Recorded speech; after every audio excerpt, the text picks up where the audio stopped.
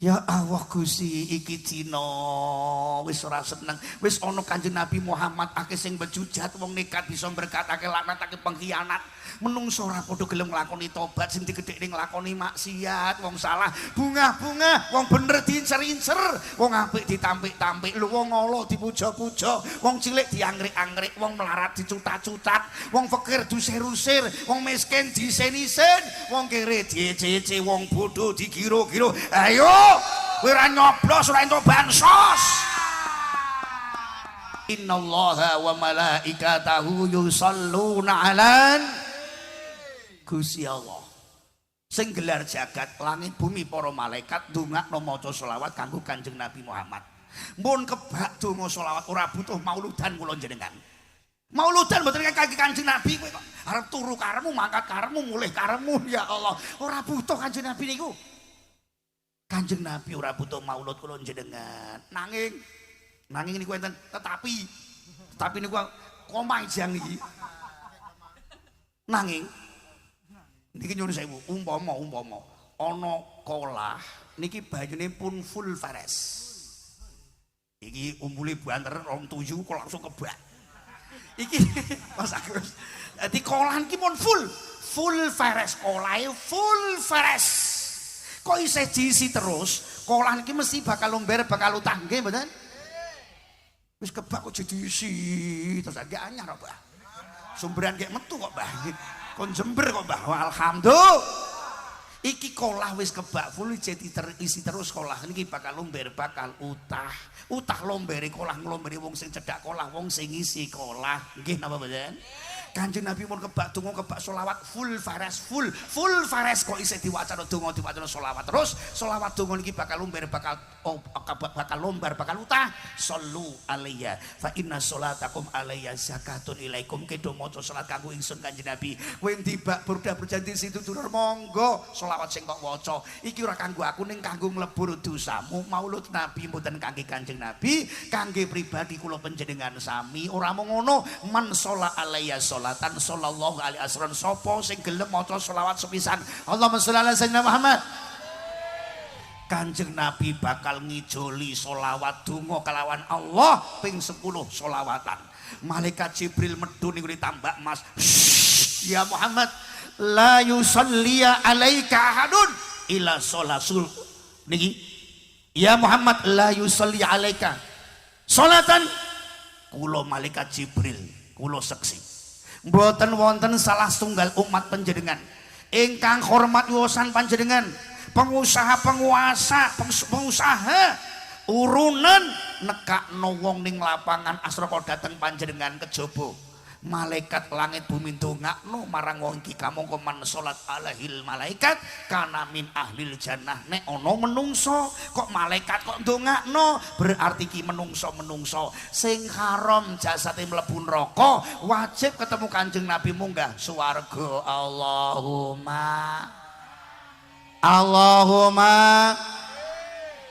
Slendro songo bawanana Kanjeng Nabi Muhammad lahire dina Senin ya nduk dibawani nduk.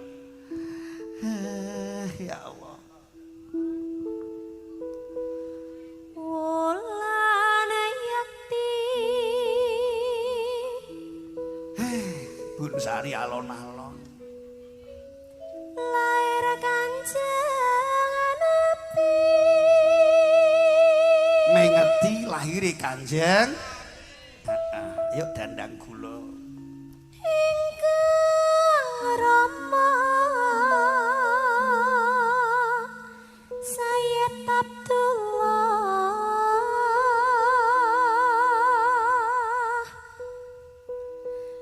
Siti Aminah ibune Kanjeng Sayyidati Aminah Sayyid Abdullah babar jabang bayi pekik wujud bagus ganteng terus nondek terus lahir ing wulan maulud lahir ana ing wulan maulud tanggal dinone isnen iki mau tanggal 12 yu ning jenenge Jumat malam Sabtu ora dadi apa lanjutno jeng inji Kakang Mas Pret warasa ing taun gajah Muhammad asmanipun Mediun ning ngene iki kebun sari lah lereng-lereng meleh awak Gusti saya wengi ora ngantuk tambah meneleng masuk oke baik terus dong sahabate Abu Bakar Umar Usman dalah Sayyidina Ali Nabi ing akhir zaman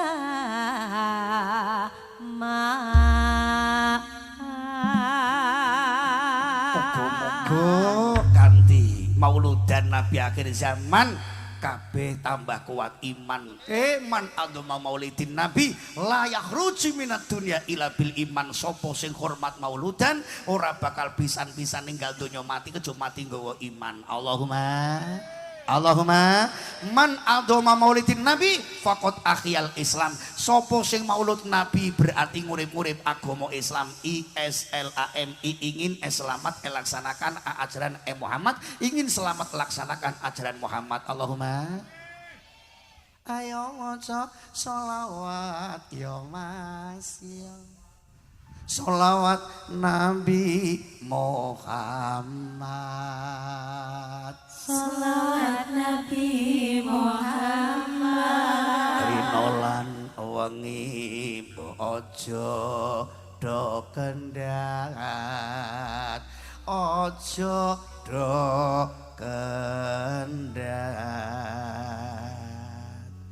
sapa maca sholawat ya Mas ya bakal pikanto syafaat pikanto syafaat esuk dina kiamat selamat kutuking malaikat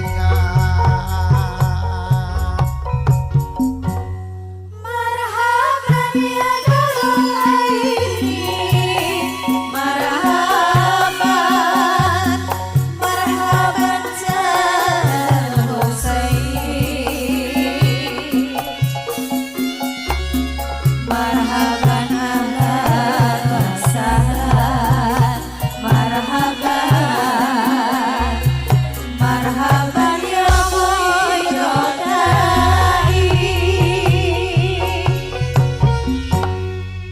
ya Allah kula sing dosa moga purun ngapura kula kapok kula ya Allah ya Allah ya Allah di pangandaran kula katut kebujuk setan mugi maring keselamatan ya Allah Gusti Kanjeng Nabi kula niku mong abdi panjenengan pitulungi ya Allah ya Allah ya Allah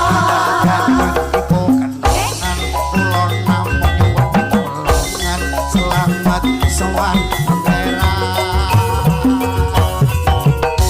marhaban ya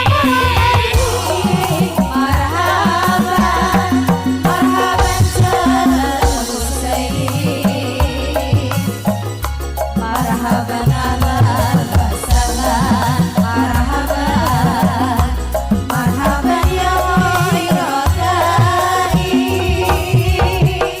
ya Muhammad la yusolli alaika hadun mula niki disuting kalawan malaikat sapa sing gelem maca selawat besok disekseni ditulis malaikat sing wajib ketemu Kanjeng Nabi entuk syafaat Allahumma Mula tangane diangkat, kebun sari bersolawat. Ngoten nggih?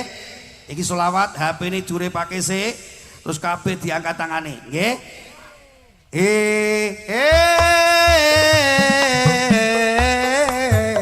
Saya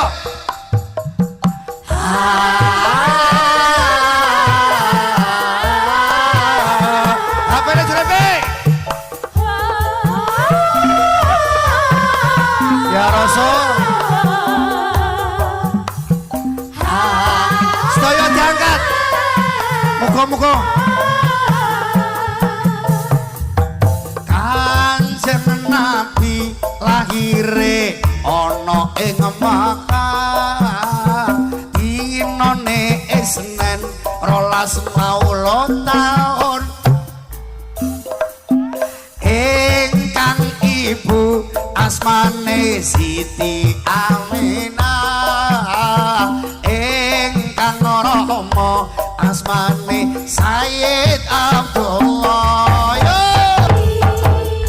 Sallallahu alaihi Muhammad. Allahumma sholli alaihi. Ngantun apa dereng?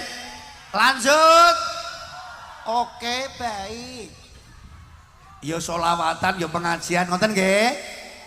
Dadi ana Qur'ane, ana pengajiane, ya Allah. Pelan-pelan kula panjenengan sing angkat tangan, awake sehat. Semangat panitia-panitia bareng malah. Allah nyekel manuk malah iki lha apa? Oh niki monggo pelan-pelan pengusaha matur nuwun kanthi pengajian kados ngeten niki tentrem madiun. Allahumma walaula fadlullahi alaikum wa rahmatuhu lattaba'tum syaitana illa qalila wa qatil fi sabilillahi la tukallafu ila nafsaka wa arridil mu'minin. Monggo niki pelan-pelan. Wong sing seneng iki nyuwun sewu. Umpama donya niki ra ana Quran, umpama donya ora ana lahir Kanjeng Nabi Muhammad, kabeh mesti dadi anak buah setan, akeh sing maksiat illa qalilan. Hanya sedikit, Pak. 1001 ning neraka, siji ning swarga. Muga-muga niki termasuk wong sing golongan siji ning swarga. Allahumma. Sing 1000 neraka golek ke luar negara. Amin Allahumma. Niki nyuwun sewu. Sing ana Quran akeh wong edan, sing ana Kanjeng Muhammad akeh sing bejujat. Ya Allah, duren-duren roti-roti biyen-biyen saiki yang lalu biarlah berlalu. Yuk tatap masa depan Madiun niki ben supaya tentrem aman. Amin. Monggo kula jenengan pelan-pelan. Wa qatil fi sabilillah. Ayo perang. Temriki sing dikarep pakai perang mboten obong-obongan omah DPR. Sembarang dijarah. Nanti tekan Black Mamba barang. Sarone. Bekakas ora diumpetake cah kuwi. Kembali ke lab. Ya Allah Gusti jagat dewa jagat. Ayo perang tentafsiripun. Ai auliya syaiton. Sing diarani perang niki sing diperangi niki ratuning setan, Pak. Ratuning setan.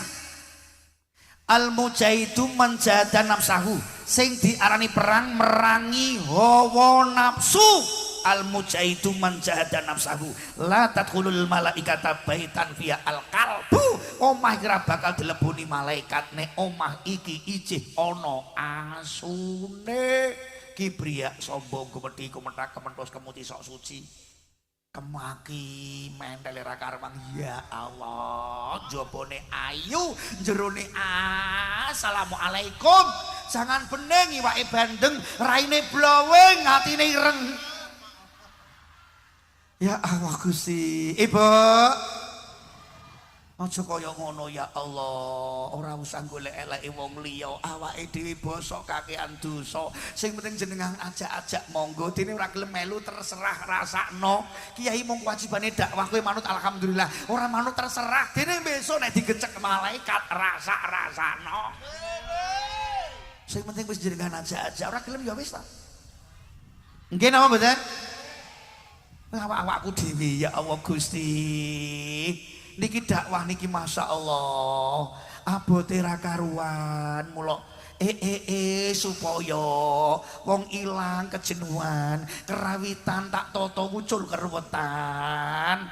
Ben wong ki seneng nganggo seni sentuhan hati nurani. Tak sentuh hati kelawan kidung niku tembang lan tembung, tembang niku lelagonan, tembung niku sesiiran. Enak tembange ning sire ngantem kowe dirungokke ditindakake. Aja diriwangi muncrat idune kiyaine mbludak lapangan kaya ngene. Lebar pengajian kok ya ora ana buktine. Wis bablas.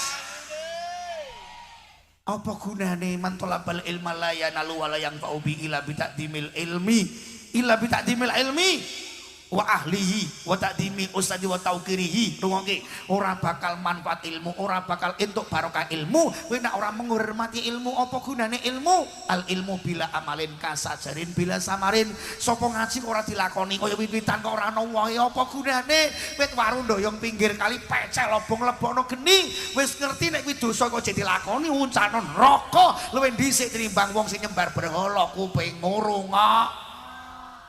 Muntak mantuk ora kepethuk, ganggih ora panggih. Dong ora iki? Sallallahu Muhammad. Lanjut. Oke, baik. Jadi kok. Ya Allah Gusti, jangan pura-pura engkau bertakwa. Tapi ternyata berbuat dosa. Perbuatanmu selalu ingkar aturan agama. Wahai saudaraku, mari bertaubat, mari maksiat dan dapat nikmat. Rungokno dong. Aku bukan membenci atas perbuatanmu. Aku rasa rek kowe ngaji ya karepmu, ora ngaji ya mata. Dong ora. Dong ora. Tapi aku kasihan besok akhir hayatmu kau selalu maksiat, tak mau bertobat.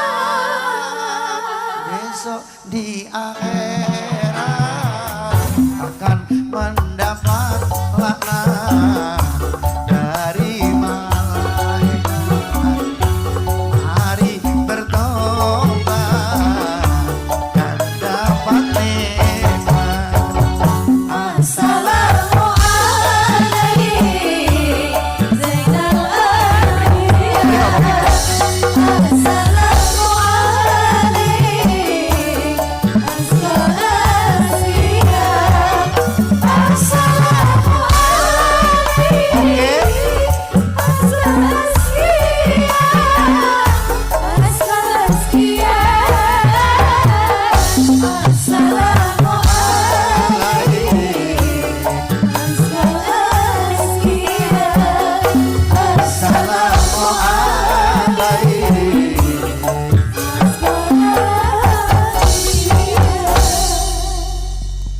Iki njaluk waktune kanggo golek danane, ngeki wedang susu jebul ana karepe.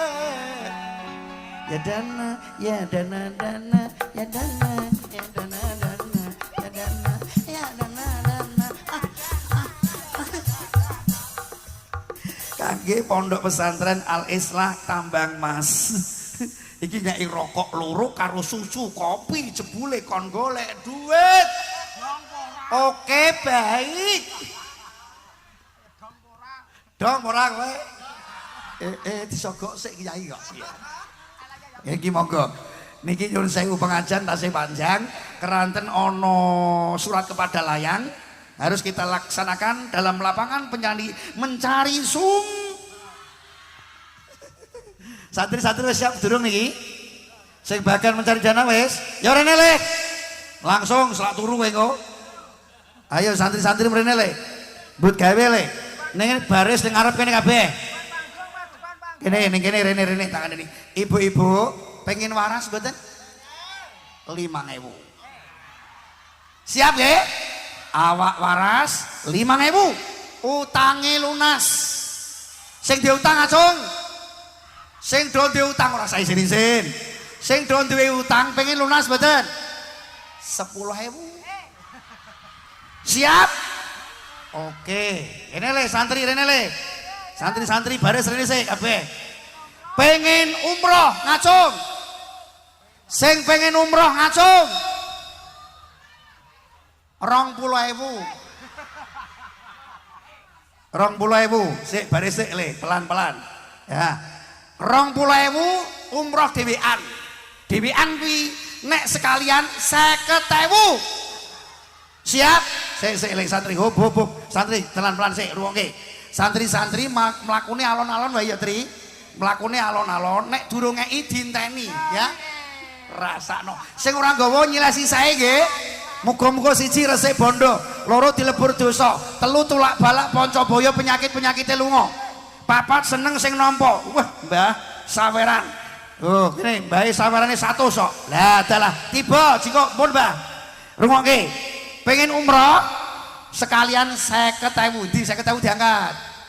50.000 diangkat, 50.000. Pengen umroh 50.000. Awak waras utang lunas umroh sekalian 100.000. Ayo le santri rene caloro rene tak kei dimodali kene maju rene pelan-pelan ning dia le gatuk ora kowe le tanganmu le ngene le bismillahirrahmanirrahim siji santri rene ah kene iki engko ke mlakune alon-alon wae ya le nek durung ngeki dinteni ya le. Nek kira-kira mengko ana sing ngisi rungokke santri, mengko nek ana sing ngisi 2.000 ki muni ngene, swarga 2.000. Tambani Bu, tambahi Bu, oke? Maju jalan yen wis seda ora gawa kanda donya tinggal longa yen ning kubur ora duwe bala tanpa kasut. Salatullah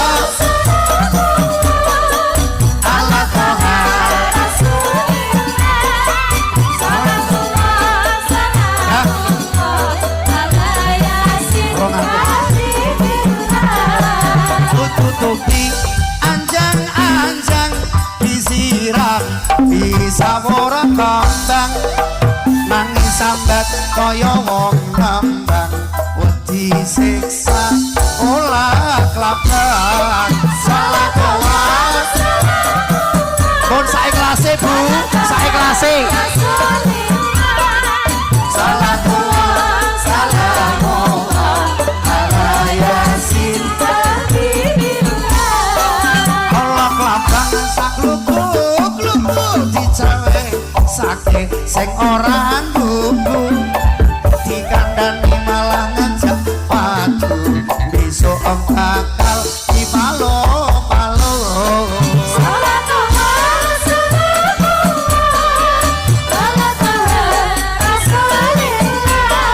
waras ya Allah panjang umur ya Allah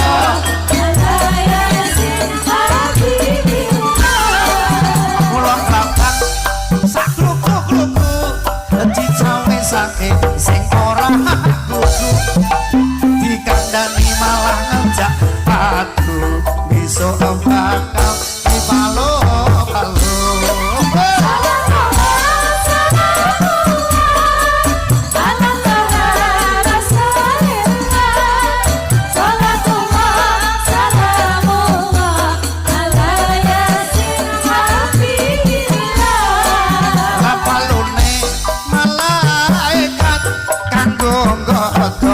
sing maksiat wong sing tobat maca selawat entuk syafaat Nabi Muhammad.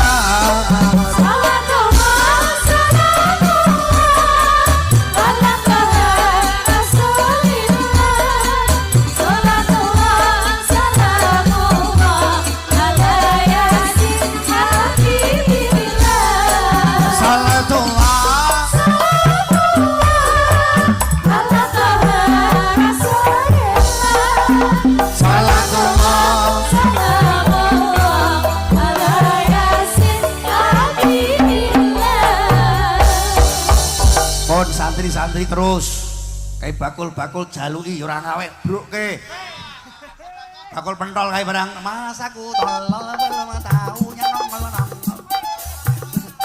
senggel tak senggel tak senggel tak senggel tak senggel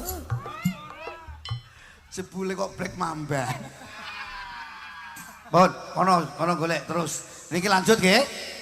Wes Kang, niki rokok sudah saya terima dan susu sudah saya terima, pekerjaan sudah selesai, oke? Lanjut. Oke, baik.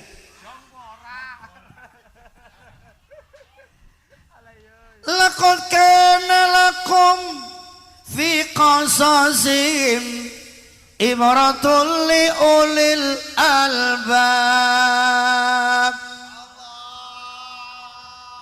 Alhamdulillah ya Allah, matur nuwun pengusaha-pengusaha ingkang kula sebut kala wau menawi enten pengusaha sing boten katut, pokoke dina niki katut ditungake kabeh. Ngoten nggih? Al malu wal banun zinatul hayati dunya.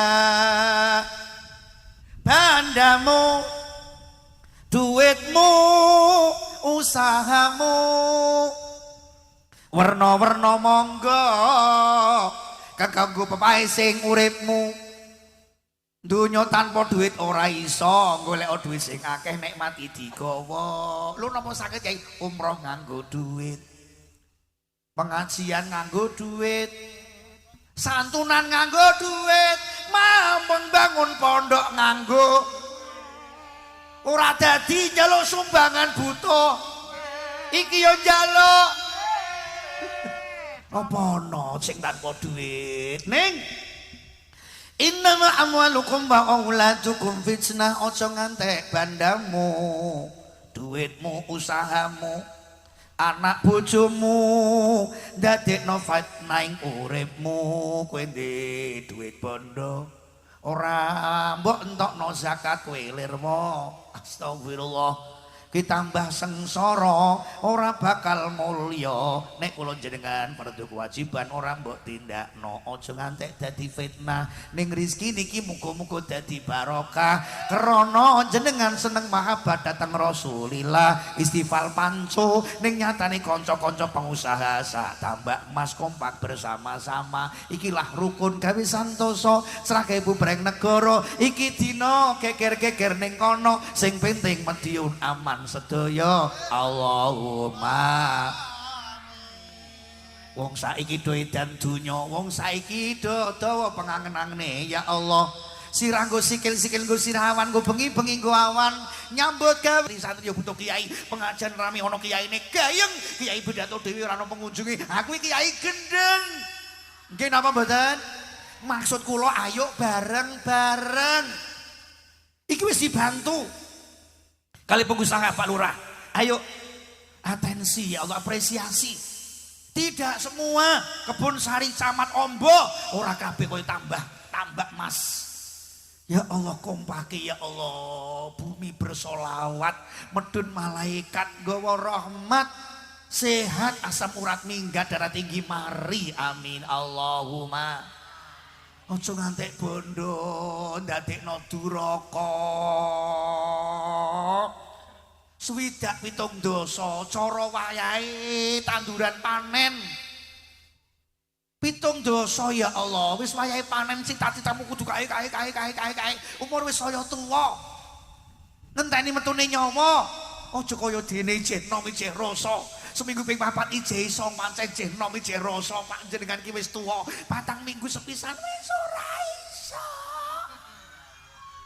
8 dosa kok urung dipanen mergo malaikate kelalen muga-muga panjang yuswa amin Allahumma ning bituatilah bituati Rasulillah ya Allah pengusaha-pengusaha sak kebun sari muga niru wonten ing tambak emas kekompakan pirang-pirang nyambut gawe ini jebul kanggo golek pintu lawang swarga dingake niki pagu mas nggih ta ya Allah golek dana ya ora kanggo pagu mas kok berkahi Pondok Al Islah santri-santri jenengan sing urunan iki sok siji tanpa hisapan boten enten pertanyaan masuk cah lomo loro godho kucur ati putus geni mati aman telu selamat siksa kuburan itu papat tuh nomor telu tapi dadi tumpakan kendaraan munggah Siratal Mustaqim mabur kaya kilat ya Allah nomor papat dadi payung ning ora maksar sedekahmu gede payung mombu adem sedekahmu cilik payung kethek cilik ngono kae. Lah kowe pahit kok klitik ya besok swargane swarga. Apa ana swarga klitik? Ya Allah, ning donya sembarang kena-kena kudu digoweki sedaya. La ilaha illallah. Akhirat jenengan arep ajeng njaluk sapa? Monggo kula panjenengan cekeki kesempatan umur panjang golek duit sing akeh. Golek duit sing akeh tambah semangat buka cabang.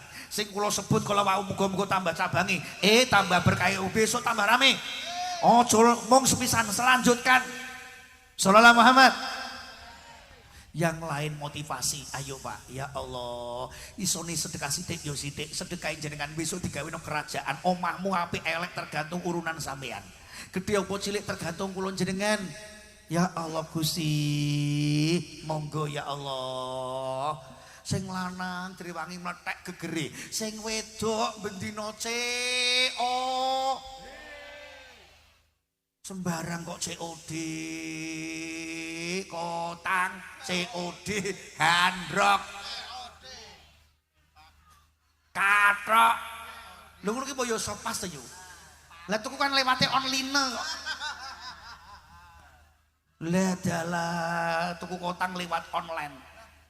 Ya Allah wadan plastik teko dikirim la ilaha illallah dibuka 48 sandek yo lobok ton sing lanang direwangi mlethek gegere mbok yo aja kaya ngono yo ngrawas krawus sing lanang antek ya Allah gering dikrawus bendina ya ampun ngobar tukaran sesuk meteng meneh mbok sing lanang lunga ngono ning omah donga muga-muga sing lanang ora kencalon rondo kuping ngrungokno. Oh Tuhan padamu lah aku mohon pertolongan lindungilah dirinya dari segala musibah selamatkanlah dia yang pergi dalam tugas serta tenangkanlah diriku yang ditinggalkan salat duha jam 8 jam 09 muga-muga selanang ora kecantol bojo liya mulih entuk kaya pira-pira ditampa bar salat isya cucuk tangane garwa angger bar salat isya pijetono ora sakatokan kekno masuk lha wong wedok turu kok nganggo kathok lepis nganggo sabuk bangser dikunci sisan terus piye ya Allah Gusti wong lanang yo kesel butuh kasih sayang ning jaba rumput tetangga iki jujune ra karuan iki pacak kanggo bojo nek metu jaba le pacak ayu-ayunan la ilaha illallah ning omah handrok telung rendeng kalek dinggo le Allah kalek suweke dinggo apa kira karuan kok mula wong lanang kok gelis do mati menggok watuk iki mergo napa handrok mutun mbok yo minyakan barang ngono kok ambune kremason kok. Sallallahu Muhammad. Dong ora ngger salat irwa ki tak kandhani wong wedok turu kok kathokan hukume makruh.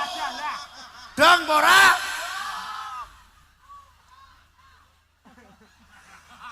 Masuk.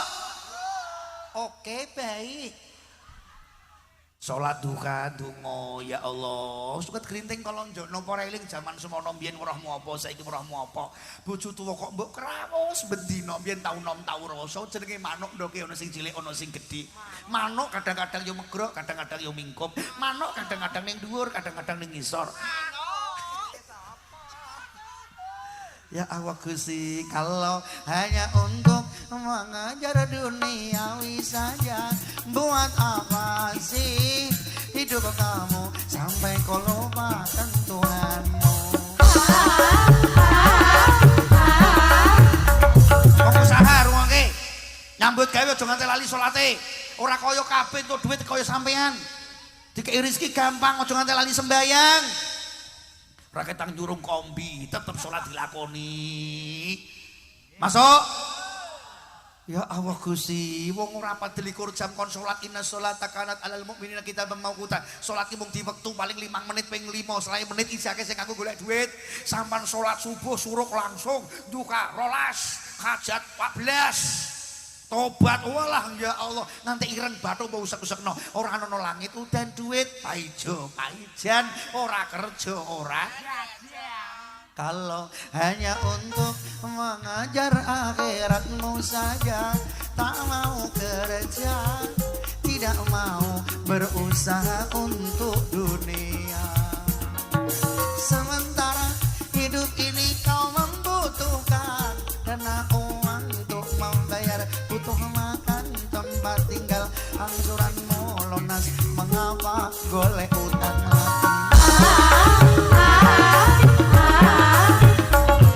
lunas utang meneh kon ra ngelu piye kapan le lunas nggih lebar urung ate lebar utang meneh bang titil bang plecet bang setan bang mekar bang mingkup mbok undang kabeh ora ngelu piye lunas Allahumma dituangi lunas esuk golek utangan meneh.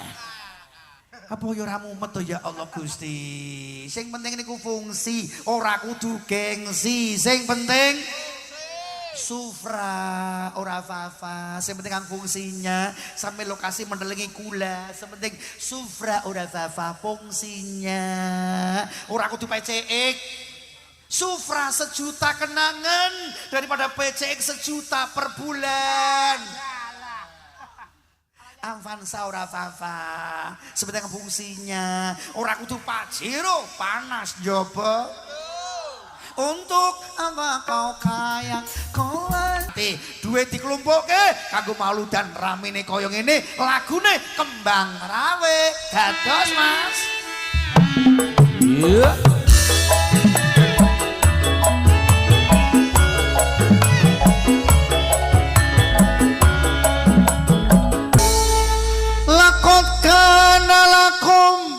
fi qasasihim ibaratul li ulil albab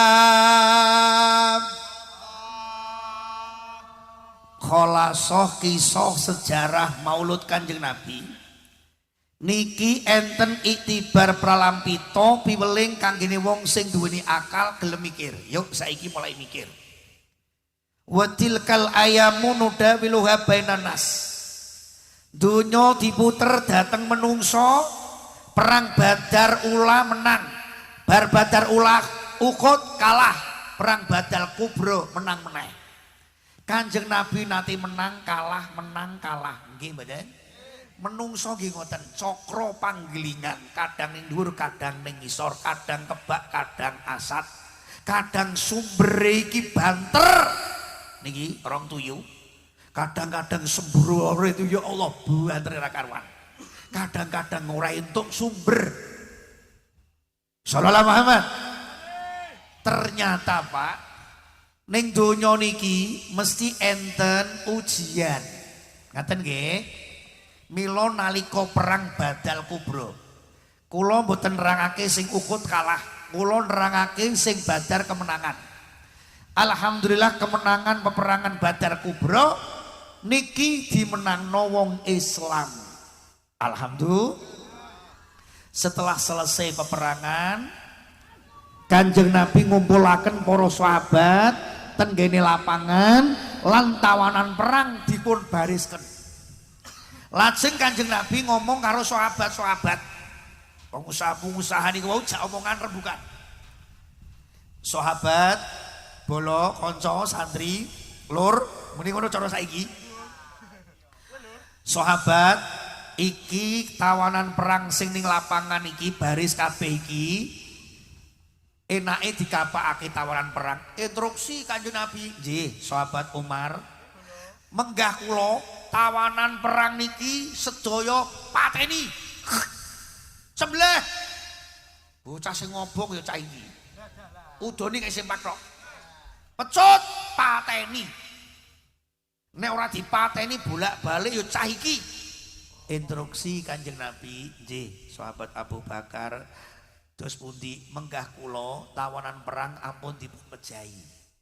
Ati menika molak-malik Kanjeng Nabi mbok menawi suwiji dina piyambakipun iman Islam nganut dhateng kita. Mbok menawi dereng iman putra wayahipun benjang saged iman Islam. Instruksi Kanjeng Nabi. Iya sahabat Ali. Nggih. Kula lho kok nggih piye? Kula cocok kalawan sahabat Abu Bakar, tawanan perang mboten sah dipejahi diparingi kesempatan. Ning kiyambake dipun denda ken bayar pajak 250%. Kanjeng Nabi ki guyu, ya mbok aja guyon to Ali. Nggih. Tawanan perang niki mboten sah dipejahi ning ken didenda ken bayar pajak. Menawi tawanan perang niki wong kafir kulas niki pengen urip ning Mekah ora sah dipateni. Ning syarate ken bayar pajak, nek sugih tawanan perang nggih dhuwit niki pajeke ngangge dhuwit, mengke dhuwite kangge kemaslahatan, kangge pembangunan, kanggo festival panco ning lapangan, kanggo bangun masjid, kanggo bangun dalan, kanggo bangun pondok. Kanjeng Nabi manduk-manduk.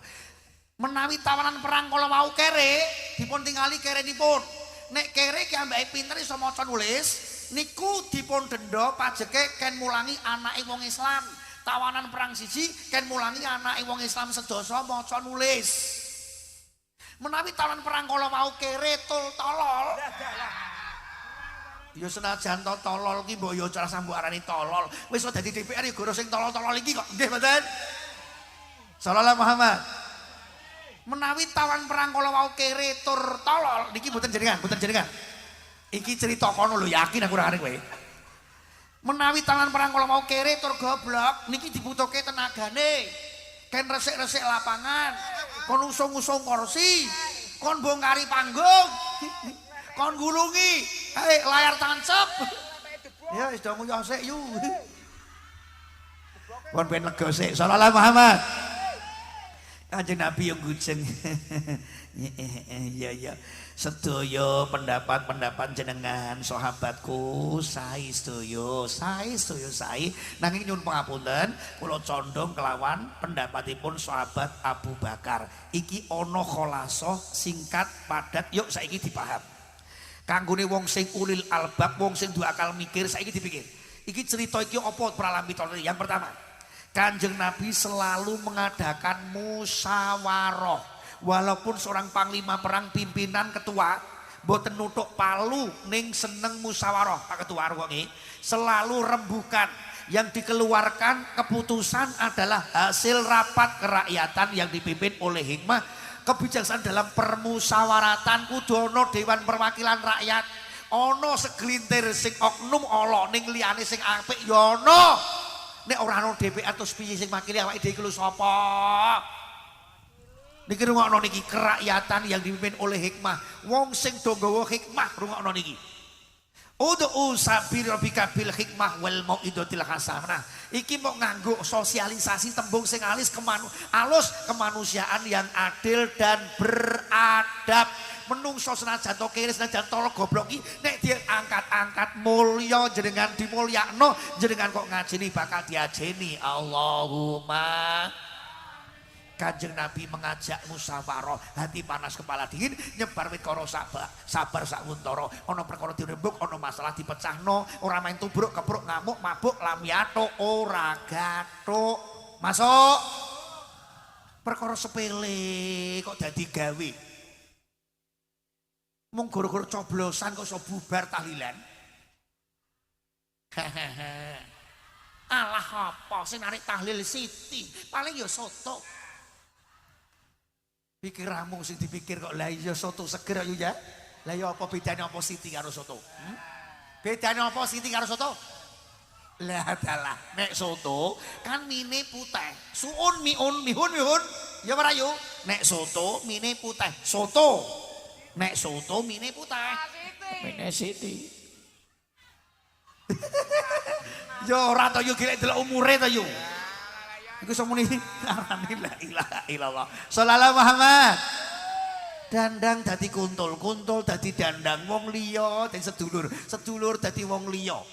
Wong liya iku ora apa-apane dina bata sak keluarga mara dolan muni wong liya diparani mrana. Sedulur tunggal BOL jejel griya, bodho kok ya ora mara. Ngono ki ya ana. Wong ya teko. Ya Allah Gusti. Sing muni kowe dhewe lho ya. Siti Bloko Suto cah kuwi kok. BOL kok iso dicetakno iki lho. Dong. Kon rukun iki mbok ora enak iso enak mergo gara-gara rukun kok. Ngene iki lho sampean dhewean sumuke ra karuan, bukaan kalek mbok ambung mendem kowe. Apek, tapi nek apek kalipek krumpul rukun sedep, nggih mboten? Lombok gaber-gaber pangan di nek lombok kowe sampean mangan lombok tok dhewean. Gaber-gaber to yo. Ora tanpa tahu, tanpa apa-apa. Ya lombok-lombok tok. Nek mbok enom ora pati yo, mbok tuwa yo. Gaber-gaber kowe. Brambang tok apa ora mencret. Terasi tok apa ora mutah-mutah kowe. Uyah tok langsung mbok pangan cendok ya. Usus brodoli, ajine moto langsung mbok sok cangkem. Ya ora enak kuwi nek mbok pangan dhewe-dhewe, tapi nek batakas kuwi mau mbok wadahi cowek kon rukun lombok brambang moto terasi tambah uyah kai tomat sambel Raden Nunan. Inuk tenan. Nggih napa mboten? Nek rukun ki enak kok. Iki Medion rukun tentrem Kediri ya Allah Gusti. Cah SMP ya Allah, kantor laptop entek sembarang kebakar. Medion aman Allahumma. Unjuk rasa nang pangeran kelawan Quran sholawatan medun keberkahan. Wis arep mundhak karepmu sing penting kepenak uripku Allahumma. Ora usah ngurusi sing kono-kono, sing penting rukun, winuk. Ibu, bekakase wong lanang kae pancen ora enak nek mbok go dolanan tok. Mbok slentiki tok bekakas kok koyo ngene. Rono balem iso ngacung. Ngene kok dibuka bagi buka. Ih, ora enak mbok slentiki tok lho temenan, Pak. Nyuwun sewu bekakase wong wedok ki ora enak nek mbok iliri tok lir. Ya ora enak mbok iliri tok kok. Wae wong wedok ki ya ora enak, wae wong lanang ki ya ora enak. Tapi nek rukun mbok tokno. Nan masuk. Dong ora kowe. Pegel aku ngrasake kok. Kon rukun kok angel ora karuan. Waras nggih? Ya Allah Gusti, penyakit hati lebih sulit cari obatnya. Luka badan banyak obatnya, mudah disembuhkannya. Terluka hati dibawa mati, sulit obat dicari. Peso iki lho kena daging kayak kapsul suara garing, lati ilat kena ati, nanti mati kok. Kalau yu wong dulurmu wonge lara, bang kaya ben. Astagfirullah. Bareng astagfirullahaladzim. Luwih apik nilai tinimbang diti. Luwih apik nilai tinimbang diti. Raketang orang ngamplepi. Nek ngomong ki mbok gawe senengi ati, wong loro ki lek yo ndang mari. Nilai wong loro wis ora ngamplepi, je ngomong kok meden-medeni. Ya apa yo, loromu koyo ngene kok yo, warna-warna komplikasi. Paling kowe sesuk mati kok yo. Wong edian. Nilai wong loro kok medeni wong. Apa ana mangkat ning kubur tanpa dipikul dulur mlaku dhewe ngene ana? Nek butuh wong liya to nggih mboten? Waras nggih? Sakit hati obatnya membaca Al-Quran di tengah malam sholat sembahyang kumpullah orang sholat berpuasalah puasa sunat dikir di tengah malam ku rasa tak perlu hasut di hati atas nikmatnya teman sendiri semua itu takdir ilahi. Nggih mboten? Dong ora kowe?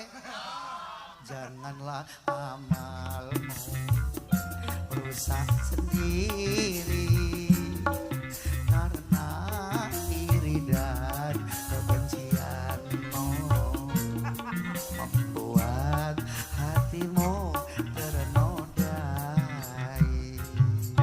Iki setengah rolas kowe wis ngantuk durung, wis ngantuk durung, wis ngantuk durung. Nganti jam piro iki mengke? Ora ngurus. Ngaji nganti jam 3 merkosa apa kowe? Lah kowe penak wong wedok ning ngisor. Ngenamu sing dhuwur iki lah lemes kok piye? Wong wedok kok jen njaluk, wong lanang kok wis lemes ora iso. Dong ora kowe. Pokoke Madiun aman nggih. Damai nggih. Ya Allah Gusti, seneng delok kaya ngeten iki masyaallah. Angger TNI Polri iki sebagai keamanan kiai ustadz, sebagai keimanan dan keamanan sinergi kebersamaan. Ayo ning lapangan pengusaha urunan ngayuk maulud dan maca Quran insyaallah aman. Allahumma bareng-bareng kumpul ning swarga ora usah golek eleke wong liya, awake dhewe bosok kakean. Sing nomor loro, Kanjeng Nabi ngulangi niki dakwah niki merangkul, ora memukul, membina bukan menghina, mendidik bukan menghardik. Kanjeng Nabi niku ora kok paten-paten gorok-gorokan ora ono sejo polisi nyidak ndas menungso. Iki ora sengaja, delalah gase kepancal kok. Lah delalah ndas melusup di ngisoran. Dang ora iki. Ya Allah Gusti, iki sing merintah ya komendane kok. Sing dipecat kok dekne iki jajal.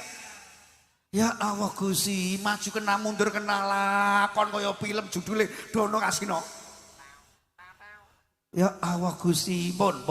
Sallallahu Muhammad. Dakwah niki mboten paten-patenan Kanjeng Nabi bendina diedoni. Siji dina diduk sing idone kok ora ana, diparani ditilaki wonge lara digawakno apa-apa. Nggih napa mboten? Iki dakwah Kanjeng Nabi, Pak. Dakwah Kanjeng Nabi mboten paten-patenan. Ya Allah, sabar mbok menawa mengke anak turune. Ya Allah, mun kedawan kesuwen sing nomor 3. Pajak. Pajak niku ora awit saiki awit jaman biyen. Wong kafir Quraisy tawan perang kudu bayar pajak, Pak. Penting pajak niki bayai. Ya awakku yo ngerti pajak yo penting, dalan bosok yo kudu didandani. Nggih napa mboten? Ha nek remuk sing dandani nganggo apa duit apa? Dari rakyat untuk rakyat. Sing penting sosialisasi nganggo tembung sing halus, kemanusiaan yang adil dan beradab. Ayo do rukun persatuan Indonesia. Niki monggo Pak, ya Allah. Ning ora kok terus pajak padha karo zakat ki yo ora to, Sri. Fitrah. Dong ora iki. Iki nek tak dodake malah geger wingo. Resto. Nomor 4. Anake wong Islam kudu pinter. Senajan sekolah maca nulis karo wong kafir Quraisy, berarti anak kula jenengan kudu pinter nyuwun sewu. Kula ngaji wonten Hongkong, Taiwan, Korea, Cina.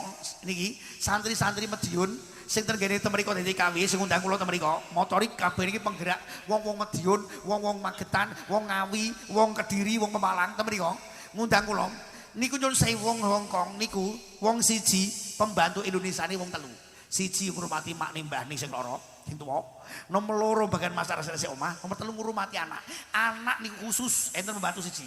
Mula wong Hongkong niku penduduke Hongkong karo wong Indonesia kebak wong Indonesia temriko Madiun kabeh prono. Lah bocah kuwi mau anak cilik cah Cina niku umur setahun nonton sekolah nih, umur setahun nonton sekolah, 2 tahun nonton sekolah. Mula delok ento Pak, utlubul ilma walau bisin. Kowe sekolah ngantek tekan negara Cina mergo napa? Wong Cina niku njajah negara ora usah nganggo perang, nganggo bremboten, kuasani dunia. Ora mung Indonesia kabeh dikuasai oleh orang-orang Cina, ora usah nganggo bel-belan. Orang nggo tembak-tembakan, reklamasi, laut dibatur. Ya Allah, sing batur Cina, guys.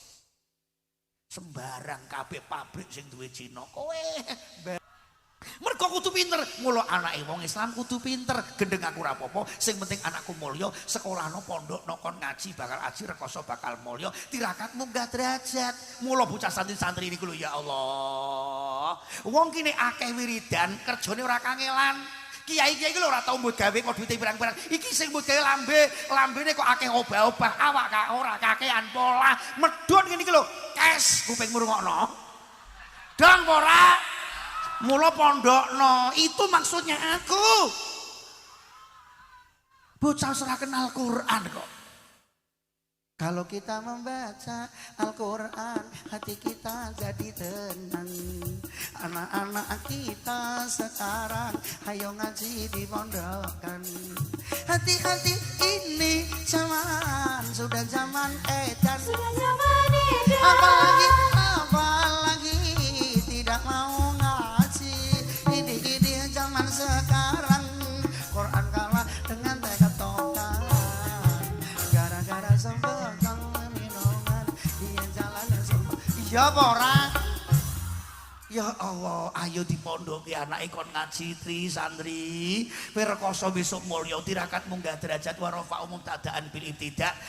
Sing iso ngrafakno mubtada, sing iso munggahno derajat anak niku rupane bapak ngambil maknawi ibtida, ngambil wong sing agawe, maknawi bengi-bengi sing ngerti ibtida kawitan rupane bapak, B bertanggung jawab, A atas, B pendidikan, A anak ka keluarga, ibu madrasatul ula, pendidikan anak sing pertama adalah seorang ibu, ikutan budi utama ibu. Al-jannatu tahta min aqdamil ummahat, surga di telapak kaki ibu. Berarti seorang ibu harus bisa menuntun kaki anakmu suku nuju golek ngilmu sing besok gendong ibu munggah swargamu. Allahumma. Ora iso yai, nek ora iso kada karof khobarin bil mubtada. Anakmu ben iso dadi khobar, iso ceramah, sekolah, iso sejarah, iso kate, iso werna-werna. Iki kudu mbok pasrahno sapa sing ngrapakno khobar rupane mubtada kawitan wong sing duwe ilmu rupane kiai guru pasrahno yai. Anake kula kersane pondok wonten mriki karo nyangking gula kopi. Lah kowe dolan ngene kiai kosongan lambemu kotongan kok. Kowe nek sowan ngene kiai salaman karo kiai ngamplepi. Lah kowe grenjel kowe ora kok anak pengen dadi kiai. Lah wonge moh yai tak kandhani. Kowe nek pas dolan ngene kiai. Sowan kiai ngoten kok. Nggawa amplop disaki ning ngene persiapan kok kene sak. Engko nek mulih pamitan amplop wenehno karo kiai. Kiai ini kok muni ngene lho. Lah iki apa kok werna-werna mbok yo rasa repot-repot. Ngono iki rasa mbok lungokake teko lebokno sae. Kuwi gaya kiai ancen ngono kuwi. Lah wonge mo yai tak saine goblokmu kuwi gaya. Tungno, masuk. Besok anakmu dadi kiai. Aja pahit nek karo kiai. Pengusaha-pengusaha aku pengen ngrungokno. Manso-manso ngrungokno. Bagi men rungokke. Aja pahit nek karo kiai. Ngrenjel wae ora kok. Tukang son rungokno kowe. Ya Allah Gusti sallallahu Muhammad. Nek wis mbok pasrahno, akhire bocah iki besok duwe ilmu pancen angel nek durung ketemu. Ilmu domah-domah niku artine kumpul. Besok nek anak wis duwe ilmu iso ngumpulno werna-werna. Walah nglumpuk sedaya amplop teko gula mara. Ora ana kok kiai tuku gula, adol gula. Kupingmu rungok. Anakmu ngajak. Don ora? Kelar rasake ya Allah Gusti. Besok ning kuburan arep sambat sapa nek ala anakmu. Ya Allah idza faraqal badan. Idza niki idza faraqal badan idza faraqar ruhul badan. Nalika rohmu wis pisah kelawan badan ya Allah Gusti. Le. Aku aja ngantek besok ning kuburan mbok tumpakno ambulan. Lah napa Mbah? Aku nek mabuk. Ki mayit kok mendem ono. Aku njaluk mbok pikul yo, Ger. Aduh kok, Mbah. Ning aja mbok tumpakno ambulan. Lah napa, Mbah? Aku mendem. Sallallahu Muhammad. Iki nalika wis pisah badan nudia minas ila sama ana pangundang saka langit. Bisa lasi soikatin ana pangundang telu rungokke iki. Ya Ibna Adam. Rungokke. Atarok tat dunya amit dunya tarokatka. Rungokke pengusaha. Apa toh sira sing ninggalno donya apa donya sing bakal ninggalno sira. Israil teko sawah ombo tinggal bero, omah tingkat 3 ora digawa, mobilmu songo ditinggal lunga, anakmu nangis dadi lolo, bojomu ayu-ayu rondo dikenteni Lek Parno. Sing arep nguyuh. Aku ngerti ngejak-ngejak kanca nguyuh dhewe to mbah ngono lho. Ya nguyuh sik nguyuh. Nggih, muga-muga Husnul Khotimah Allahumma. Sing kundur sik mboten napa. Muga-muga ya Allah sedaya kaparingan dalan padang istiqomah Husnul Khotimah Allahumma. Kembali ke lab ajamak tad dunya amit dunya jamaatka. Apa to sira sing ngumpul-ngumpulno bondo? Urunan kowe ra ngetokno mbok kumpul-kumpulno apa donya sing besok bakal ngumpuli sira nuntun munggahno swarga. Nek sampean ngetokno urunan dalu menika berarti donya bakal ngumpuli goleki kowe nuju nang swarga. Allahumma akotal ta dunya amit dunya kotal taka. Apa to donya sing mbok pateni, apa to sira sing mateni donya, apa donya sing bakal mateni sira. Nalika badan ida wudi'a alal mughtasili, nalika badan digogoke panggonan padusan dipangku anak putu, nudiya bisalasi soikatin ono pengundang telung perkara. Ya ibna Adam aina badanukal qawiyu, di badanmu sing rasa maat apakah saiki wis lemes ora iso apa-apa, di badanmu sing rasa. Aina lisanukal fasihu, maas kataka di lisanmu sing fasih saiki kowe bisu wis ora iso apa-apa. Kowe bengak-bengok ngejak takbir perang ndi saiki bisu kowe ra iso apa. Aina ahbabuka ma'au kasaka, ndi mukibinmu, ndi pecintamu, ndi mukibinmu, fansmu, bolomu ndi, CS-mu ndi, bojomu sing sumpah hidup semati kowe mati bojomu dikendali Kang Pardi. Hahaha kandhani kok. Ya Allah Gusti wa idza wudi'a fil kafani, nalika awak badan kula diwadahi ning jero kafan dibuntel, nudia bisa disoikaten ana pengundang telung perkara kuping mrungokno. Ya ibnu Adam tadhabu ila safarin baidin bi ghurizatin, kowe bakal budal kipasmu ora kena ndasku kok tekek sisan kowe pindah oper. Sallallahu alaihi Muhammad niki nyuwun sewu Pak. Ya Allah, endi kowe bakal budal ning gone perjalanan musafir sing ade ora karuan, kowe nek arep kurang sangu arep njaluk sapa Pak? Ya Allah, aina ya Allah, jenengan bakal budal. Ya Allah, takhruju min mangzilika wala tarji'u, kowe bakal metu teko omahmu ora bakal bali sak lawas-lawase. Tarkabu parosan wala tarkabu mislah abadan, kowe ora niki nyuwun sewu, kowe numpak Pajero Fortuner, kowe numpak Innova Reborn dina iki, kowe ora bakal numpak Pajero selawas-lawase Innovamu ditumpaki bojone bojomu. Rungokno, kowe numpaki bendoso 15.993 16 yuta, alhamdulillah. Berarti sing ngisi mung 2.000 dadi 16 yuta, siji-sijine entuk ganjar 16 yuta. Pondok Pesantren Al Islah matur nuwun barokah, amin Allahumma. Lemah teles Gusti Allah sing bales, amin Allahumma. Ya Allah Gusti, endi kowe metu teko omahmu ora bakal bali salawas-lawase, kowe bakal mlaku ning gone panggonan Baitin Mahwalahu, ana panggonan sing susah ora karwang, Baitul Wahdah, Baitul Zulmah, omah ijen dhewean peteng dedet sambatmu. Ya Allah, ya Rabbi laula akhirtani ila ajalin qarib le, anakku le bener cangeme kiai le, kuburan kok petenge kaya ngene. Kowe kok ora tau nilai pake, umpama iso mulih tak tekek ndasmu kowe le.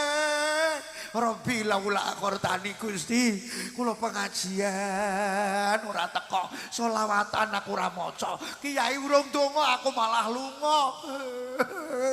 Kowe pengen apa? Katulung kat aku balik noneh, aku tak selawat, aku tak melu urunan. Aku ya wong sugih diusahane, aku ora melu urunan. Aku balik noneh, pret. Malaikat muni pret. Kowe ora percaya? Sherlock Israil moro sampean. Kowe wis dikai kesempatan ana paguyuban Pagumas. Kowe ora melu urunan. Dianggep kowe pengusaha cilik isin karo kancamu. Kowe ning donya isin.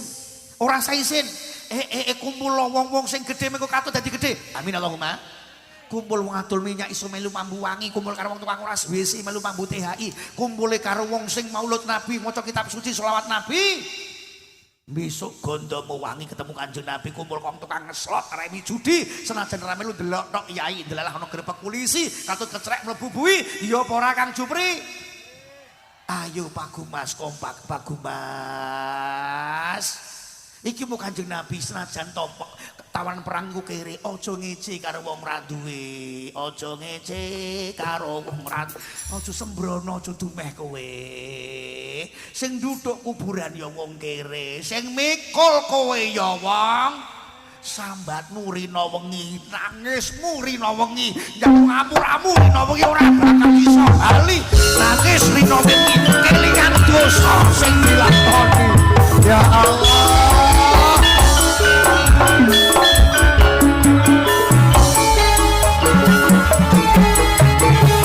Wajahatu bi amwalihim wa anfusihim fi sabilillahi ulaika humus shadiqun. Wong berjuang kelawan bondo donya ora iman-iman, wong berjuang kelawan jiwa raga direwangi linggening lapangan, ati sirah karuan golek ridane pangeran mirengno Quran mauludan. Iki ora bakal pisan-pisan ninggal donya mati kejaba mati nggawa iman. Allahumma senajan kono-kono rusak sing penting Madiun kepenak. Ora do ngayak-ngayak, ayo sing becik le tumindak. Mergo kono-kono iki jaman wis ya Allah Gusti, ora mung Pati Jakarta. Wah ya Allah NKRI diriwangi toh nyawa tetes Ludira depaning Bantala kaengge Jepang Londo iki merdeka dudu adeng Londo. Iki diriwangi para pejuang, para pahlawan saiki merdeka, ayo bangun desa, bangun kutha, bangun negara. Lah kok ngolong dosa. Ya Allah kadone obong-obongan kene kono. Madiun aman sedaya Allahumma. Iki jaman wis ayo nduk dijenglenge nduk nyambut gawe Saidri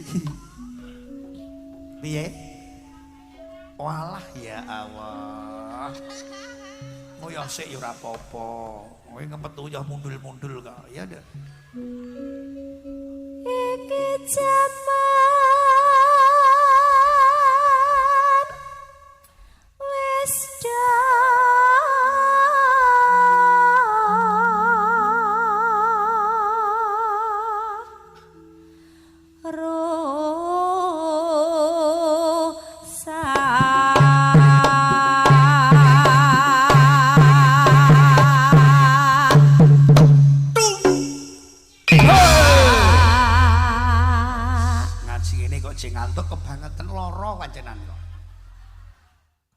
pengajian kok ya werna-werna beber ilmu, siji kudu lucu, loro wani saru, telu iso lagu, nek ora iso ngene iki ora payu.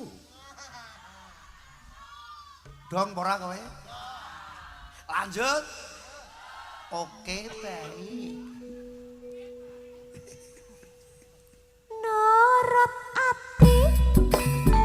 Norot ati. Cekivir. Norot ati. Cekivir. Norot ati.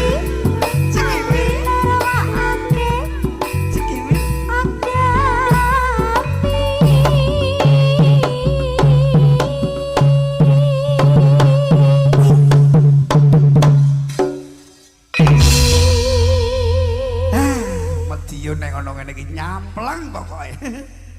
Cocok. Pak Guyuban, Pak Gumas. Kompak Pak Ketua, sithik-sithik pokok pelapanan ono kumpulan.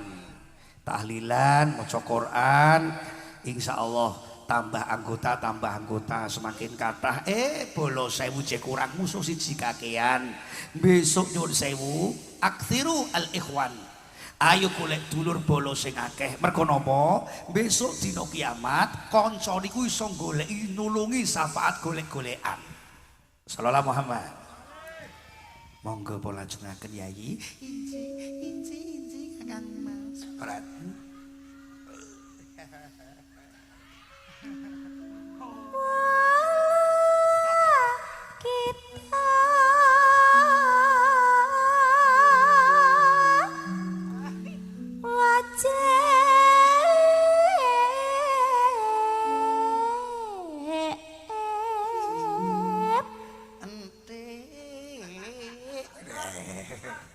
Diongkek-ongkek kok piye? Ya dah.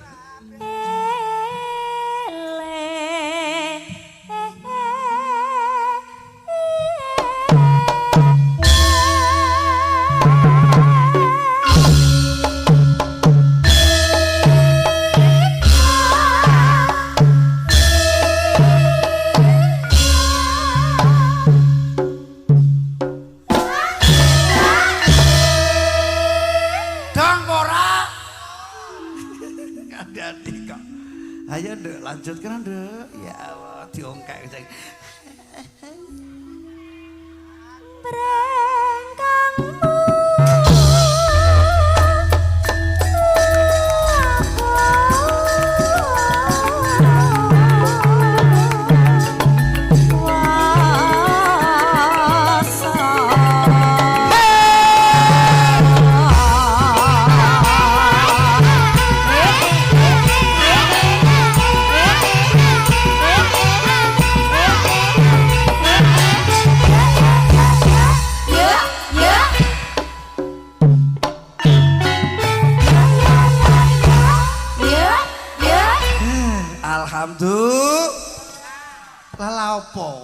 ngaji kok panas-panas takbir Allah la ilaha perang dahsyat iki apa disenengi dhewe.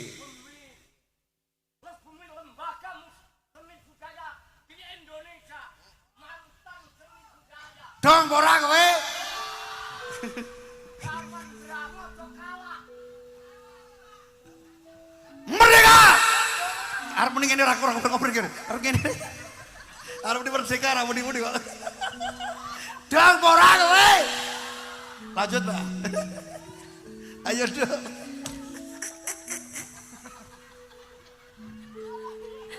Ayo, Mbak.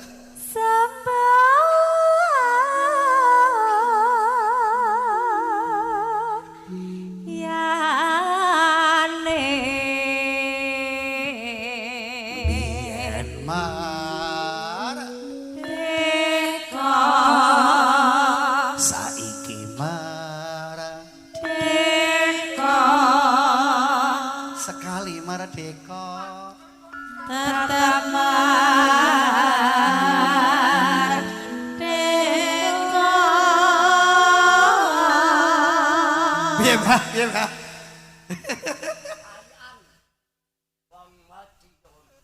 Kok wedi-yot?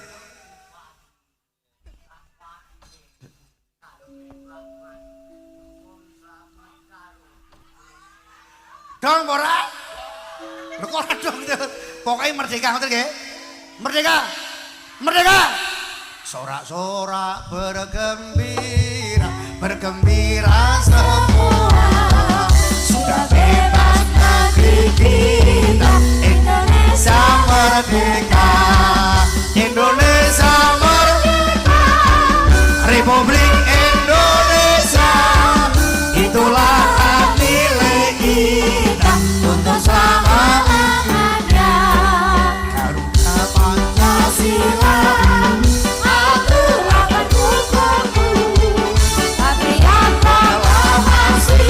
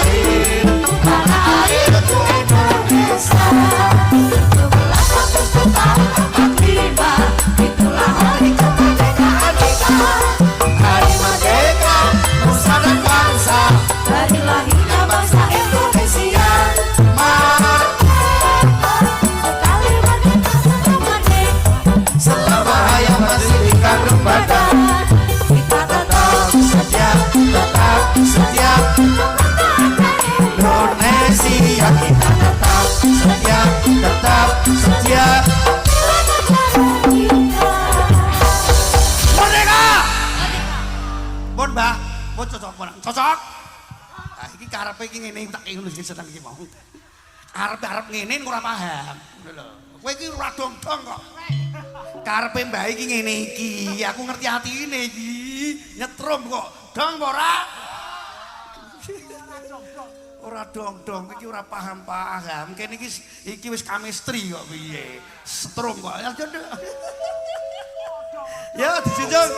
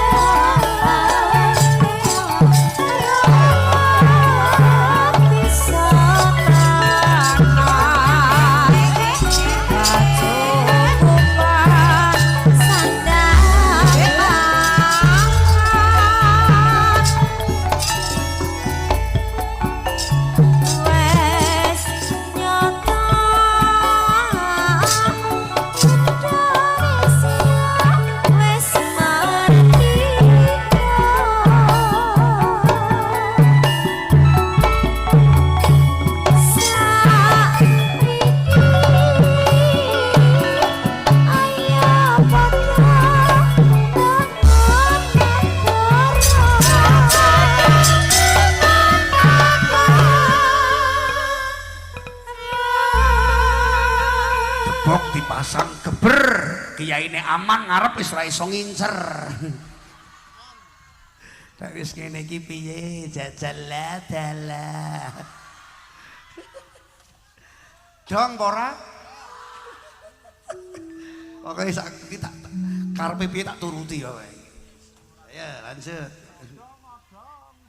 Oke. Saiki katon gumreget kanthi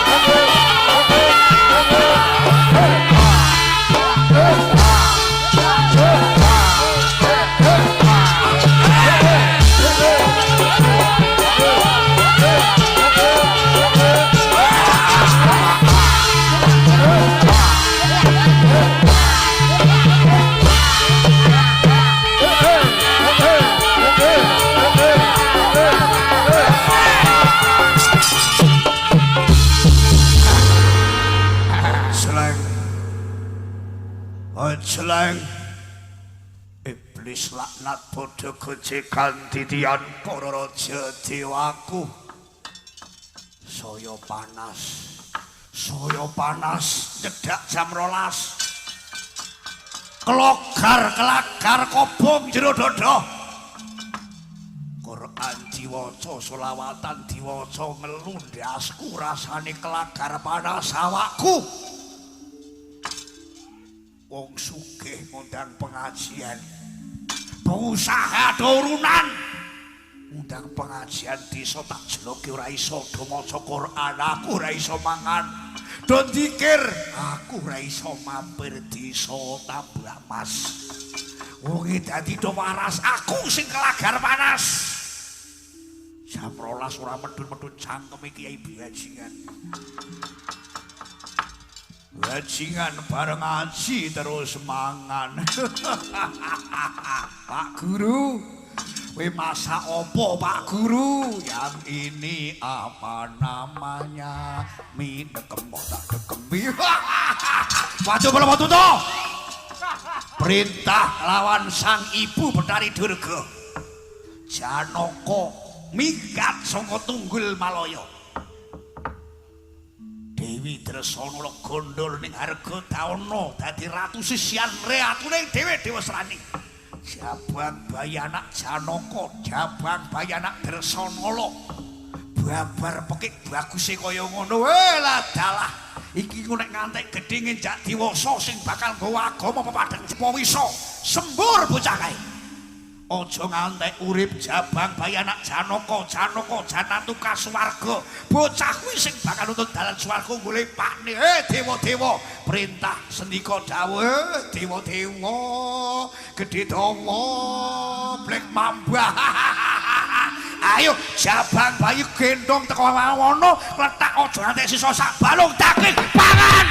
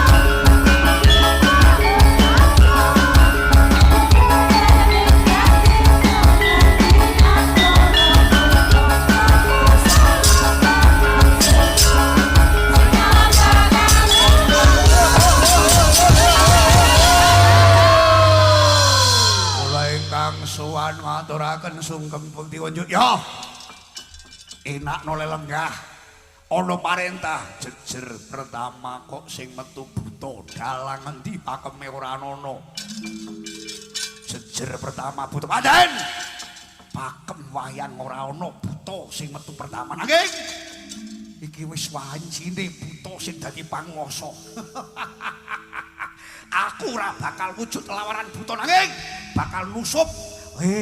Krisna, kowe jabamu Krisna ning jerone buta. Janaka, kowe ketoke Janaka tapi jeromu buta. Palsu kowe Krisna. Kowe ketoke Krisna, jebule buta. Tugas kula napa ngene? Ora usah suwe-suwe. Anak Janaka gondo tengah. Ngono aja ngantek sisa balung sak daging. Maksude aja ngantek para pepadang jagat, aja ngantek wong dodo salat. Iki pengajian menelengi kiai ning lapangan bengi-bengi kok nek mulih papan turu subuh aja ngantek so tangi. Oh nggih, mangke mulih pengajian kula keloni. Kula tindai bantal guling sing gedhe kula lim alteko matane ajeng uyuh kula sumpeli bengakase. Bagus bocah iki mengke nek arep tangi tengel-tengel mangkat ning WC seret geblokake ngledak mleh tumpaki bantal gede. Bagus. Kaget aku asean. Aja do salat, aja sembahyang disembah. Tugas kula napa? Tugas kula napa? Kowe sakembaran buta loro iki lawang Masjid Bonsari, lawang Tambak Mas, masjide kiwa tengen jaga. Tugas kula engko nek ana wong kledang-kledang jam 4:30 nyekel mik andan tekek gune tapuken cangkeme. Luap-luap bengak-bengok ora ngene mongkolon. Siap bos. Ayo ki kowe karo aku njaga masjid lawang kiwa tengen. Mik kabeh disuwek engko nek nyekel mik tatapi lambing setrum ndret-ndret bongko bagus. Tugas kula nampa tugasmu paguyuban. Aku Mas Nggih, nungan kula aja ngantek. Ana pengajian meneh. Aja ngantek Quran dibeber. Disopanasi ora karuan gara-gara urunan ngundang Kiai Mauludan pengajian. Nah, ngundang napa dangdut? Dangdutan yo jogetan. Saweren lepuh kotang, golek biduane sing iso joget, aja koyo biduane Kiai Ndeprok lempoh koyo ngono kuwi. Biduan kok kudungan kok mudah tawon. Lah ngundang dangdut sing kondang papala. Palapa. Kate kepleset aku. Nggih, monggo. Ayo. Wis ora usah kesuwen. Wektune entek jam 12 kelewat. Iki punjul seprapat donga. Wakinem bakal rambat dadi kurang parem ngundang ki, Mbak. Grek plonga-plongo ayo jabang bayi kerubut. Wadya bala putawi sanggeni Janaka lena pangindamu. Anakmu sing bakal gagak.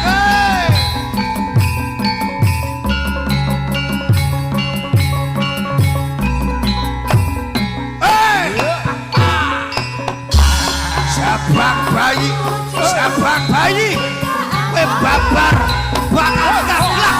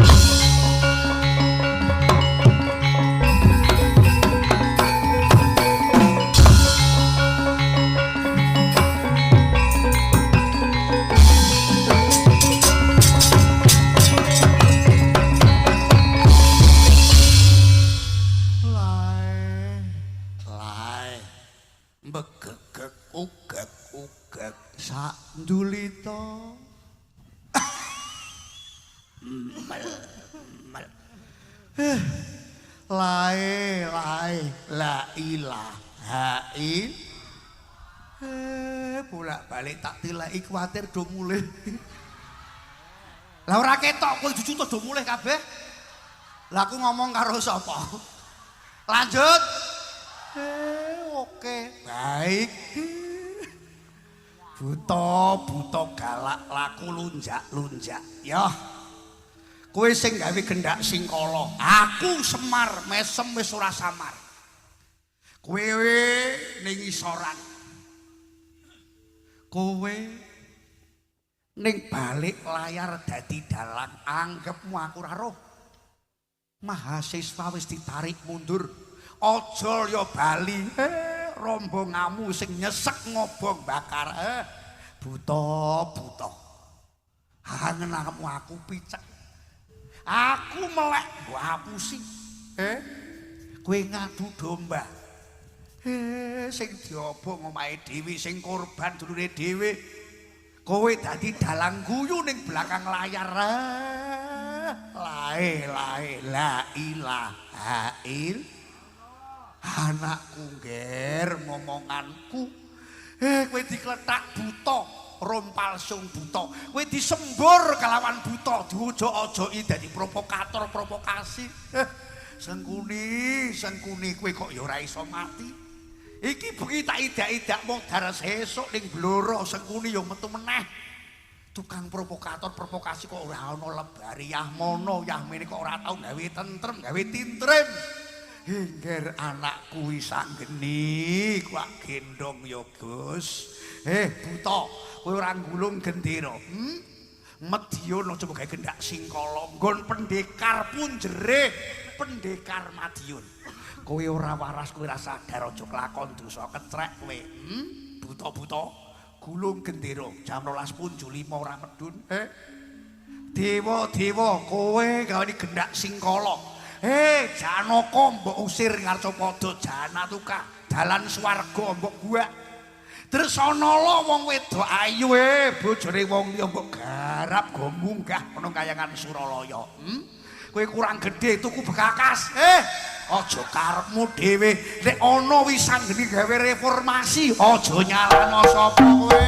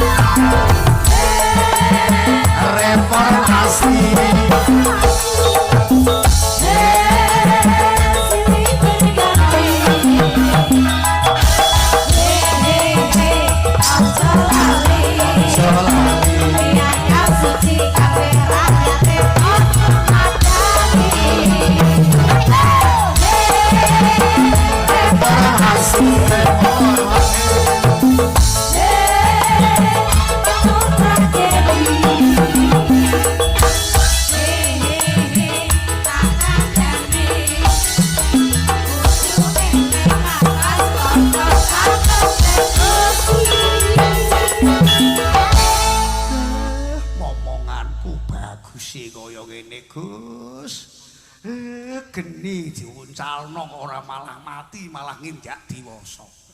Sampean disembur wisa, dibujuki wisa, diomongi buta, dikletak-kletak sampean ora katut, Gus. Alhamdulillah. Kowe reformasi ngelikake dewa sing lali kok. Anu kek aku arep takok bapakku ning ndi, ibuku ning ndi? Sing ngertos dewa kuwi sapa? Dewa gedhe dawa. Aja guyon wae. Aku takok, dewa ki mesti ngerti bapakku. Mesti ngertos. Dewa mesti ngerti dalan swarga. Lah nek ana dewa ora ngerti bapakku Janaka, dewa edan kepruki wae. Kepruki piye? Ora apa-apa. Kae dewa lali. Kowe adikku di kayangan Junggring Salaka tak pasrahno kowe dadi ratuning dewa. Bathara Guru kowe adikku. Aku wis metu ning Arjapada mung dadi Panakawan, ki awas kawan kuwi kanca. Aku mung ngawas-ngawasi kancaku, santriku, umatku, rakyatku, umat mung tak kandhani bangun kayangan batine.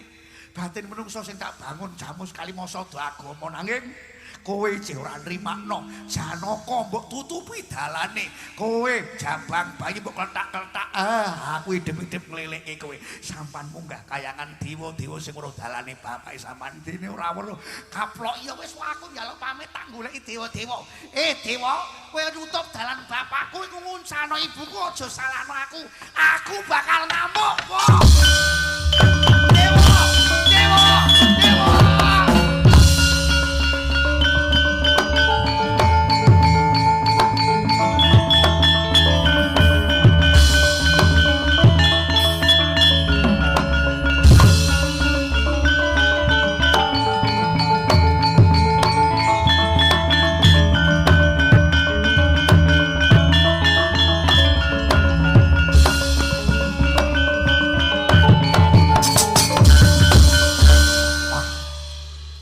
Sanggeni ngamuk piye wong?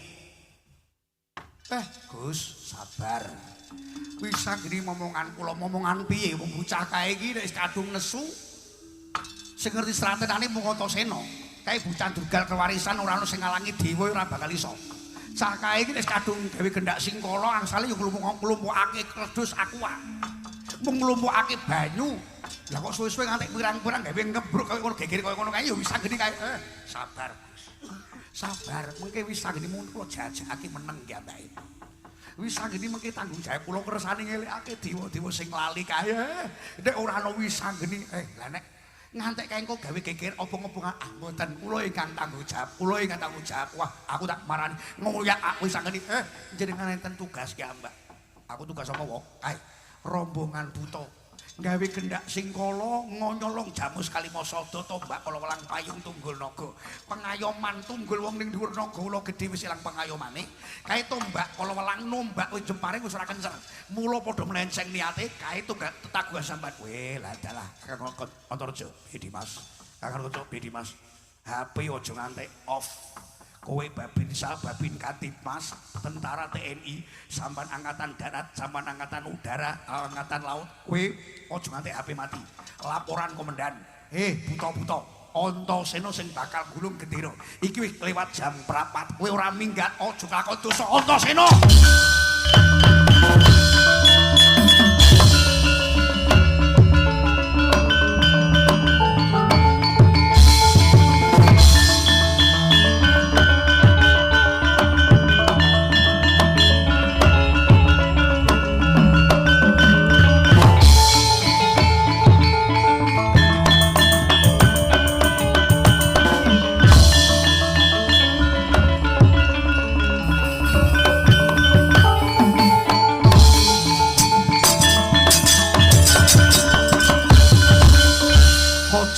Carita Antasena gulung gendera wis sanggeni ngamuk dewa-dewa disagarno do elingno pirang-pirang wadon paling mun sangkune pirang ngrayah pirang-pirang omah Raden Antasena ngamuk punggung letak sing wong buta kajolo kapikut katindih Raden Antasena dirgan Raden Galuh mancik pundak muntir jonggo lundung ndas buta katendang tampa Raden Antaraja nglarak sikil buta sigar merapal modal geger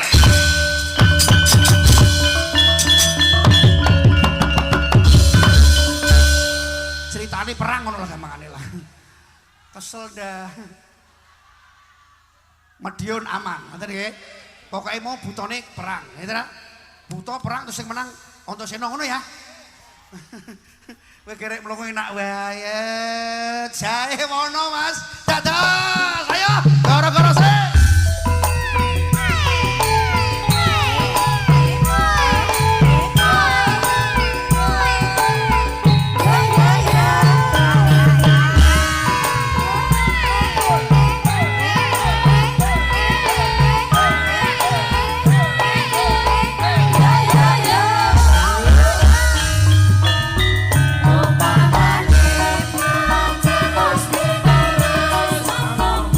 Sana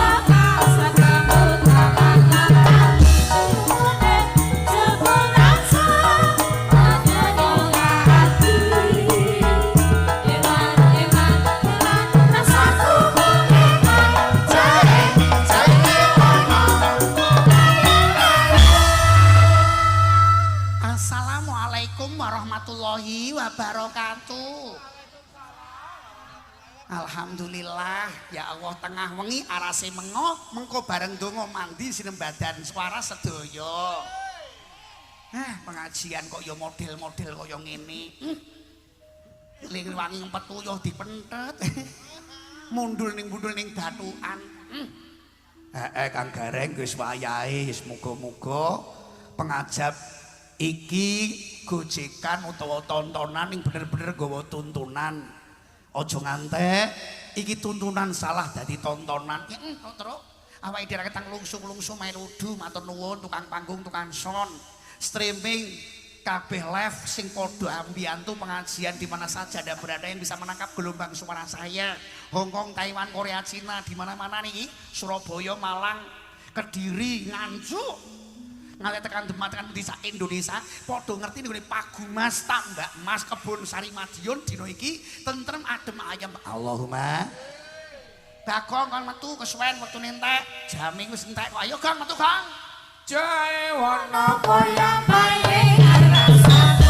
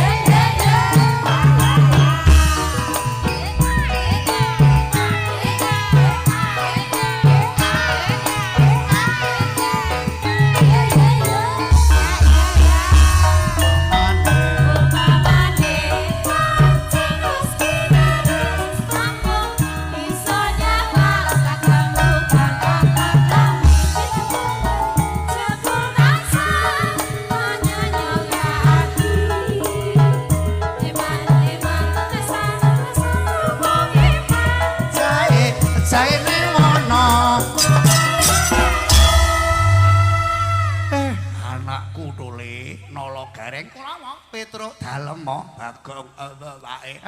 Iki bendara wis padha nglumpuk ya Kakang Semar. Aku melu seneng. Senajan to Pak Camat ora teko kesripahan ana musibah.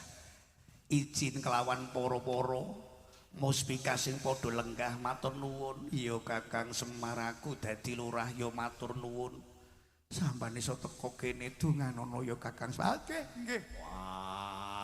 Pagu Mas wis tak klumpukake kabeh festival manco makanan ciri khas ana ing Tambak Mas Bunsari digarap ning ndi ora bakal iso dadi mula bengi iki donganono nggih manco tambah barokah lan pangusaha ingkang ambiyantu barokah sedaya ingkang lembah belenggah paringan barokah Allahumma. Iki pokok intine Madiun karo Demak donga ngono lah ya. Sumpah aku kesel. Gerek mlungu enak wae. Aja lunga nek urung lebar donga. Ngoten nggih. Yuk bareng-bareng. Astagfirullah Rabbal. Sedaya istighfar. Astagfirullah minal khotoya.